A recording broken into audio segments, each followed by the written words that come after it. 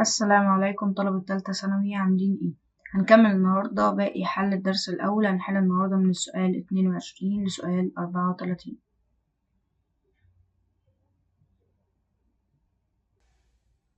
سؤال رقم 23: في أي من الحالات الآتية تكون شدة التيار المار في المقاومة أكبر؟ شدة التيار اللي هي الI بتساوي ايه؟ بتساوي ال V على ال R. يعني كل ما فرق الجهد بيزيد كل ما شدة التيار هتزيد، وكل ما المقاومة هتقل كل ما شدة التيار هتزيد، عشان العلاقة بينهم علاقة عكسية. تعالى بص كده معايا على أول رسمة. هنجيب الآي بتساوي 1/R. بص كده على التانية، الآي هنا هتساوي 2/3 R، يعني بتساوي 0.66/R.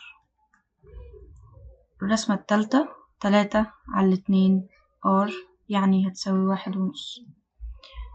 4/3 هتساوي 1.333. يبقى أنهي شدة تيار أكبر؟ هتبقى رقم ج. يبقى الإجابة هتبقى إيه؟ رقم ج. سؤال 24: الشكل المقابل يمثل جزء من دائرة كهربية، فإذا كان الجهازين X و Y موصلان بشكل صحيح فإن هذين الجهازين على الترتيب هما X هو الأميتر لأنه متوصل على التوالي، والواي هو الفولتميتر لأنه متوصل على التوازي. يبقى الإجابة هتبقى رقم ب. رقم 2: وحدتي القياس للكميتين المقاساتين بواسطة الجهاز X والجهاز Y على الترتيب هما. قلنا إن X هو الأميتر بيقيس بالأمبير، والأمبير بيعادل كولوم على الثانية، ودي جبناها من إن الI بتساوي Q على T، والT هنا بالسكند، وكمية الشحنة بتتقاس بالكولوم يبقى بيعادل الكولوم على الثانية. والواي هو قلنا إن هو الفولتميتر وبيقيس بالفولت، يبقى الإجابة هتبقى رقم ألف. سؤال 25: إذا مر 6.25% في 10⁻18 إلكترون خلال ثانيتين عبر مقطع من موصل فرق الجهد بين طرفي 12 فولت، فإن المقاومة تساوي. هو مديني ال N مديهالي ب6.25 في 10⁻18 إلكترون، ومديني الزمن ب2 سكند، ومديني ال V ب12 فولت، وعاوز ال R. ال R بتساوي ال V على ال I، فاحنا محتاجين الاي، فهنجيبها. الاي بتساوي كيو على التي بتساوي ان اي على التي. الان مديهالك ب6.25 في 10⁻18 في شحنة الالكترون اللي هي 1.6 في 10 أس ايه -19 على الاتنين هتساوي نص امبير. هنعوض ونجيب الار. مدينا ال V ب12 على النص اللي احنا جبناه هيساوي 24 اوم. يبقى الإجابة هتبقى رقم ألف. سؤال 26: الشكلان المقابلان 1 و2 يوضحان جزئين من دائرتين كهربيتين يمر بهما تياران شدتهما I1 و I2 على الترتيب، فإن النسبة بين شدتي التيار أو النسبة بين I1 و I2.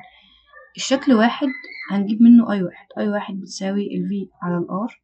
ال V هنا مديهالك 20 والR 5، يبقى هتساوي 4 أمبير. I2 مش مديك V صريحة، بس مديك نقطتين تجيب منهم فرق جهد، يبقى ال V بتساوي ال V أعلى في الجهد ناقص ال V الأقل في الجهد، يبقى 5 ناقص -20 هتساوي 25 فولت. يبقى ال I2 هتساوي ايه؟ 25 على 10 هتساوي 2.5. يبقى النسبة I1 ل I2 هتساوي 4 اللي احنا جبناها على 2.5 هتساوي 8 على 5. يبقى الإجابة هتبقى رقم ج. سؤال 27: موصل مقاومته 10 أوم، يبقى الآر ب10 يمر به تيار شدته نص أمبير، يبقى الآي بنص. فإذا مر بنفس الموصل تيار شدته 1 أمبير، هنا الآي اتغيرت بقت 1 أمبير مع ثبوت درجة الحرارة، فإن المقاومة تساوي. اوعى تقولي بقى إن الآر بتساوي ال V على الآي، فالآي هنا زادت فالآر ايه هتقل. لا غلط، ده في الحالة دي بتحصل لما بتكون ال V ايه ثابتة. بس انت عارف برضو إن الآر بتساوي ايه؟ رو في ال L على ال A. يبقى بتتوقف على 4 حاجات. يبقى المقاومة دي بتتوقف على 4 حاجات: نوع المادة والطول السلك والمساحة ودرجة الحرارة.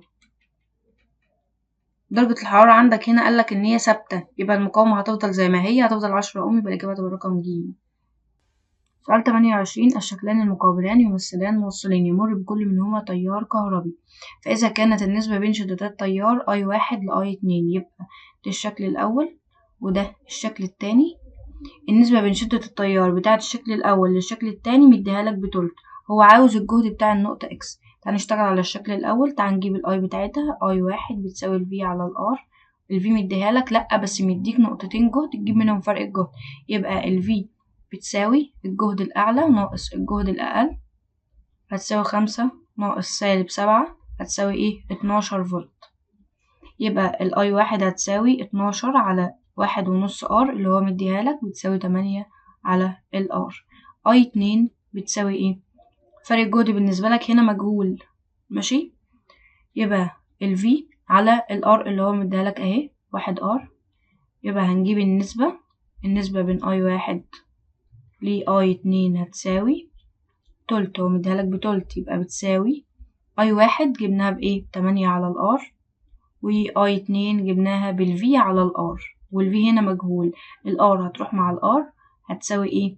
هتساوي 8 على ال V، هنضرب طرفين في وسطين هتطلع ايه؟ يبقى ال V هنا هتطلع 3 في 8 هتساوي ايه 24 فولت. يبقى فرق الجهد بتاع الشكل 2 جبناه بايه ب24. فرق الجهد بيساوي الجهد الأعلى ناقص الجهد الأقل.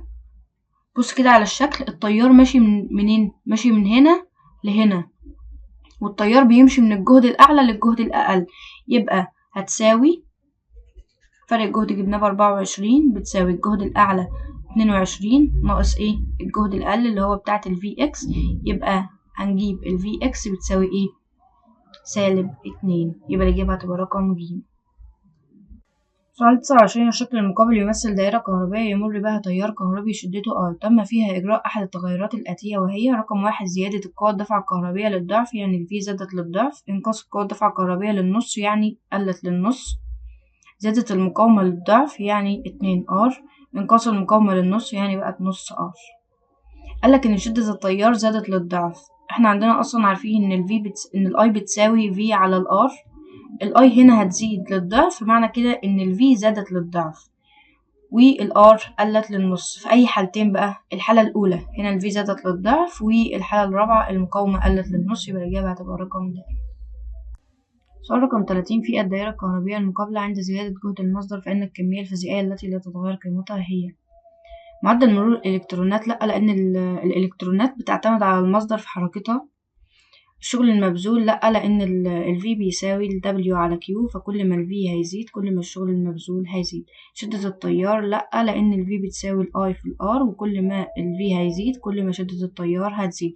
قيمة المقاومة أيوة هي قيمة المقاومة، لأن المقاومة بتتوقف فقط على 4 حاجات وهي درجة الحرارة ونوع المادة وطول الموصل ومساحة المقطع. سؤال 31 الشكل البياني المقابل يمثل العلاقة بين شدة التيار المار خلال كل من السلكين A و B وفرق الجهد بين طرفي كل منهما، فأي من السلكين له مقاومة أكبر ولماذا؟ السلوب بيساوي ال I على ال V اللي هو مقلوب المقاومة، يبقى نفهم من كده إن الميل هيكون أكبر يبقى المقاومة أقل. تعالى كده بص على السلك A، السلك A زاوية الميل بتاعته أكبر من السلك B، يبقى السلوب بتاع ال A يبقى ميل ال A أكبر من ميل ال B، معنى كده إن ال R بتاعة ال B أكبر من ال R بتاعة ال A، يبقى الإجابة هتبقى يا إما ج يا إما د. السبب هو إيه؟ السبب هو مقلوب المقاومة، يبقى الإجابة هتبقى رقم د.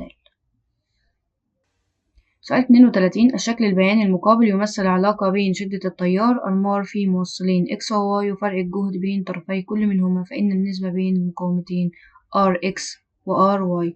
بيديك شكل بياني، في أول حاجة هتجيبها الميل، يبقى السلوب هيساوي ال I على ال V اللي هي مقلوب المقاومة، يبقى احنا محتاجين نجيب ال RX وال RY، فعشان نجيبهم هنجيب الميل بتاع ال X والميل بتاع ال Y.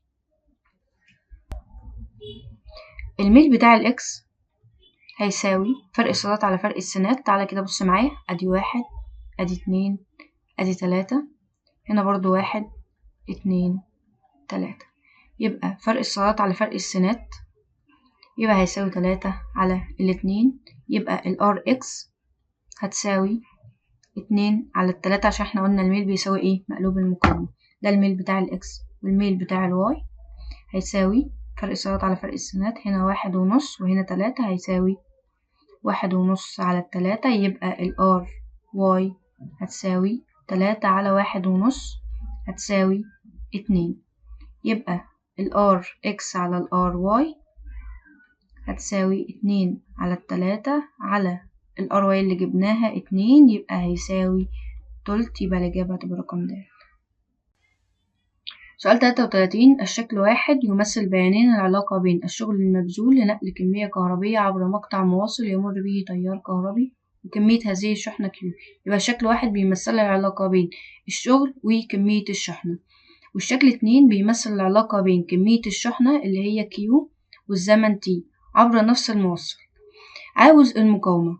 تعالى كده نجيب الميل بتاع الشكل الأول. السلوب بيساوي ده بتاع الشكل الايه الأول، هيساوي ال W على ال Q اللي هي بتساوي ايه؟ ال V. هتساوي فرق السيارات على فرق السينات، هتبقى 200 ناقص الزيرو على 20 ناقص الزيرو هتساوي 10 فولت. يبقى كده احنا جبنا الميل بتاع الشكل الأول اللي هو بيمثل لي ايه؟ فرق الجهد. تعالى نجيب الميل بتاع الشكل التاني. بيساوي ال Q على ال T اللي هي ايه؟ شدة التيار. بيساوي برضو فرق السيارات على فرق السينات، هتبقى 20 ناقص الزيرو على ايه؟ 4 ناقص الزيرو هتساوي 5 أمبير. يبقى أنا هنا جبت شدة التيار وجبت ايه؟ فرق الجهد. هنجيب المقاومة. ال R بتساوي ال V على ال I هتساوي فرق الجهد اللي جبناه اللي هو 10 على شدة التيار اللي هي 5 هتساوي 2 أوم. يبقى الإجابة هتبقى رقم ده. سؤال 34. في الدائرة المقابلة أي من الأشكال البيانية يمثل العلاقة بين قراءة الأميتر والمقاومة المأخوذة من ال RV. الأميتر هو اللي هو بيقيس لي شدة التيار اللي هي ال I، وال I بتساوي ال V على ال R، والعلاقة بين ال R وال I علاقة عكسية. يبقى العلاقة بين قراءة الأميتر وقيمة المقاومة هتبقى علاقة عكسية، يبقى الإجابة هتبقى رقم أ. رقم 2. أي من الأشكال البيانية التالية يمثل العلاقة بين قراءة الفولتميتر وقيمة المقاومة المأخوذة. الفولتميتر بيقيس لي فرق الجهد، وفرق الجهد هو الجهد اللي جاي من المصدر، وجهد المصدر دايما ثابت، يبقى العلاقة هتكون ثابتة. يبقى الإجابة هتبقى رقم د. رقم 3. أي من الأشكال البيانية التالية يمثل العلاقة بين قراءة الفولتميتر وقراءة الأميتر عند تغيير المقاومة. الأميتر بيقيس ال I، وال I بتتغير بتغيير المقاومة. ال I بتساوي ال V على ال R فبتتغير. أما الفولتميتر بيقيس ال V وده الجهد اللي جاي من البطارية. هل الجهد بتاع البطارية هيتغير؟ لأ، فالعلاقة هتكون ثابتة. الإجابة هتكون رقم د.